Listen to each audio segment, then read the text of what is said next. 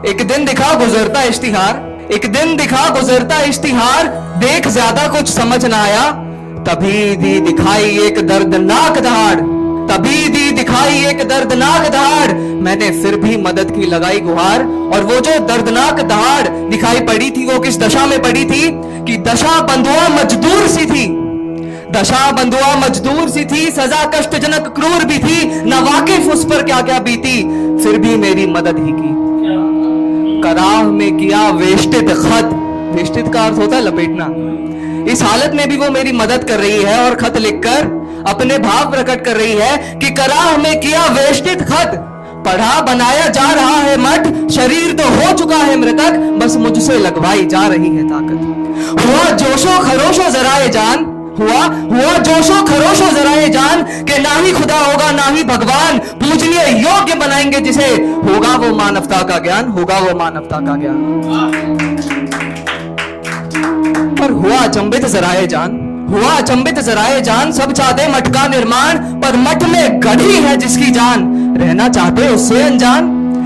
दिया सुनाई फिर वही गंभीर स्वर, दिया सुनाई फिर वही गंभीर स्वर, ज़ईफ जरा था बना बैसाखी स्पीकर, वही स्वर अब कमजोर हो गया है, स्पीकर से बोल रहा है और मानव के सारे राज खोल रहा है। तो दिया सुनाई फिर वही गंभीर स्वर, ज़ईफ जरा था बना बैसाखी स्पीकर, पता चला मठ तैयार है बनकर, पर मानव के सिवा कोई जा न सका अंदर, पर मानव के सिवा कोई जा न सका अंदर।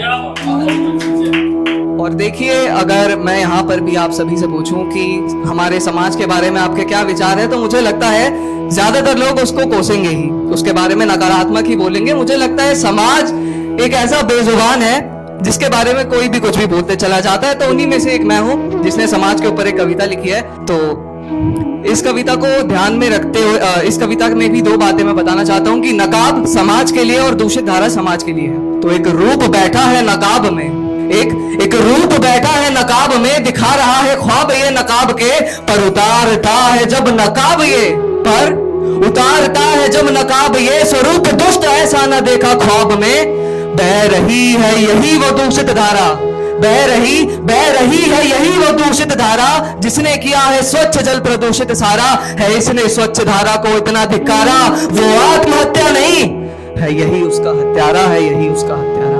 और जरा विडंबना देखिए कि इसके प्रति हमारी प्रतिक्रिया क्या रही है। हम भी तो एक स्वच्छ धारा है, दूर इससे कोस कोस बढ़ रहे हैं, ये स्वच्छ धारा का हत्यारा है। तो हमारी सोच देखिए कि हम भी तो एक स्वच्छ धारा है, दूर इससे कोस कोस बढ़ रहे हैं, वो शिशुपाल कोस कर मरा था, हम इसको कोस कोस मर रहे हैं। कोसने से तो शिशुपाल की मृत्यु हुई थी और हम इसको कोस रहे हैं। अंतिम बंद पढ़ता हूं और यहां पर इसमें समाधान शायद आप लोगों को मिल जाए कि जब धूल लगी हो चेहरे, जब धूल लगी हो शक्ल में, जब धूल लगी हो शक्ल में, शीशा चमका कर क्या होगा, जब धूल लगी हो शक्ल में, शीशा चमका कर क्या होगा, है स्वरूप हमारा मलिन चलिए, नदियां चमका कर क्या होगा, नदियां चमका कर क्या होगा। और देखिए, आप सभी को कई सारे ऐसे लोग मिल जाएंगे जो कहेंगे कि आपको जीवन में सफल होना है, पर उसका रास्ता कोई नहीं बताता। तो अभी तक मैं भी वही कर रहा था कि बोल रहा था अपने अंदर वो तेज लाओ, अपने अंदर ज्ञान की आग जलाओ, लेकिन उसका रास्ता क्या है। तो अंतिम कविता इसी के ऊपर मैंने लिखी थी। इस कविता को आरंभ करने से पहले इसमें भी दो ही बात आपको ध्यान में रखनी है कि जो चांद होता है वो सूरज की रोशनी से चमकता है और उससे खूबसूरत चमकता है, और दूसरा कि आग जब जलती है उसके ऊपर से कालिमा निकलती है। कविता आरंभ करता हूं। इसमें बताया गया है कि किस तरह किसी के अंदर आग लगती है और किस तरह बुझती है। तो मेघों से दमस बौछार देख, तीनों और घोर अंधकार देख, जीवों में हाहाकार देख, होते मान वीर तार तार देख, बड़े पद पीछे इस्तिमिर से, बड़े पद पीछे इस्तिमिर से, न चाहूं गलना इस सलिल में, अग्नि जो जन्मी है मेहर से, मेहर सूर्य को कहा जाता है, तो अग्नि जो जन्मी है मेहर से, न वाकिफ पहुंचा समीप में उसके, और इस अंधकार से दूर हो जिस अग्नि के पास आया हो। इन पंक्तियों में बताया गया है उसके नूर को कि उठती ऊपर आत्मा सी लपट, उठती ऊपर आत्मा सी लपट, जा रही थी परमात्मा के निकट, निर्मुक्त करती कुछ खाद्योत, खाद्योत जुगनों को कहा जाता है, तो निर्मुक्त करती कुछ खाद्योत, चुंबक से गए वो मुझसे चिपक। ये पिपासा की एक बूंद ही थी, ये पिपासा की एक बूंद ही थी, बुझ गई है झूठी संतावना सीधी, और सहकर कठोर अनिल अंधर चमक बड़ी और बनी अनल। अब इस चमक का विकास जब मेरा आग के रूप में होता है तो क्या होता है? स्वाग्नियंश जीवों में उतरे, है कर्तव्य उसका तम से झगड़े। आग का तो कर्तव्य ही है कि उसको अंधकार से लड़ना है, तो स्वाग्नियंश जीवों में उतरे, है कर्तव्य उसका तम से झगड़े, अंशों से वो रजनीश ना बनले।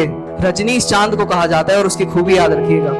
तो स्वाग्नि अंश जीवों में उतरे, कर्तव्य उसका तम से झगड़े, अंशों से वो रजनीश ना बनले, भय लगे और लगे मन में भरने। और इस भय स्वार्थ लालच में आकर मैं क्या करता हूं? घबराकर अग्नि को ढक दिया ढकनी से, अग्नि को ढक दिया ढकनी से, ढकनी में रंध्र किया मतलबी से, जलपटी कालिमा ढकनी में, कुछ घटी ज्वाला उस बहिनी से। और फिर एक दिन चीलों से फैले तम के पर, फिर एक दिन चीलों से फैले तम के पर, करे वो जीवों का सफर, घूरता रहा मैं बन के जड़, किया रंध्र बंद था हावी डर।